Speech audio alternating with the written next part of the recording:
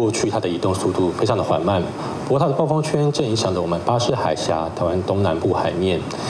东北部海面也正逐渐进入了暴风范围之内，因此我们要请这些海域的作业船只一定要严加戒备。而受到它台风外围环流的影响，其实今天在宜兰地区下了一场比较不小的雨。我们可以看到，在宜兰山区还有台东山区这交界的地方，下雨因为持续累积，因此气象局针对宜兰山区跟台中山区发布了大雨特报。我们预估像这样子的强降雨，它还是会持续到明天，请大家还是要特别注意。而至于我们也可以看到，在台南、高雄这些地方，因为今天中午过后，午后对流云系发展旺盛的影响，所以在台南短时间下了3小时将近95毫米的雨量。因此，气象局针对台南地区发布了豪雨特报，也根据高雄地区发布了大雨特报。我们进而从雷达回波图上面可以看到，像这样子的降雨分布在嘉义以南到高雄地区。我们也预估入夜之后，像这样的降雨会逐渐缓和下来。但是在整个迎风面，宜兰花莲地区降雨还是会持续，尤其我们从早上看到现在，在宜兰的山区都有一些对流云系持续的在下，这样的情况主要是地形性的降雨。我们预估像这样的降雨会持续到明天，甚至到1号这段时间，请大家特别留心。另外，我们也可以看到，目前在宜兰到花莲外海有一些比较强的对流云系正逐渐的接近陆地，因此我们预估在未来短短的2到3小时时间，宜兰、花莲甚至北台东这些地区可能会有一些比较不小的雨势，请大家特别留心。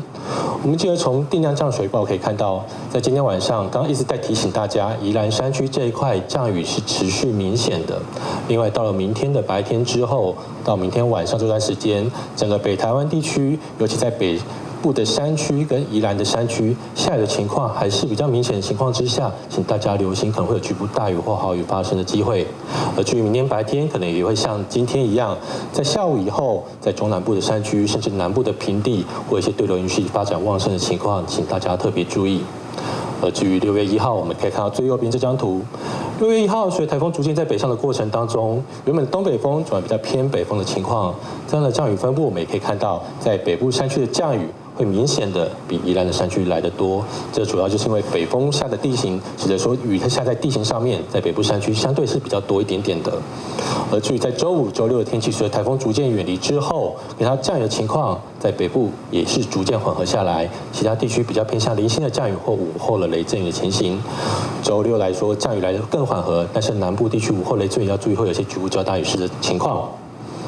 而至于风力的部分，在今天来说，整体在兰屿都有11到12级的强风，另外绿岛也都有9到11的强风。在下午之后，整个桃园以南到台南地区都有9级强风出现，甚至在彰化沿海地区都出现10级的强风。我们从这样子风力的预报可以看到，越接近红色代表强风的地方，以今天来说，尤其在中部沿海、澎湖这些地方，也就是我们一直提醒的桃园到台南这段区域，风力比较强之外，接近台风的兰屿绿岛风力也比较强之外，这种情况到明天可以看到强风的区域分布比今天来得更广一点点，而且它会比较接近内陆一些。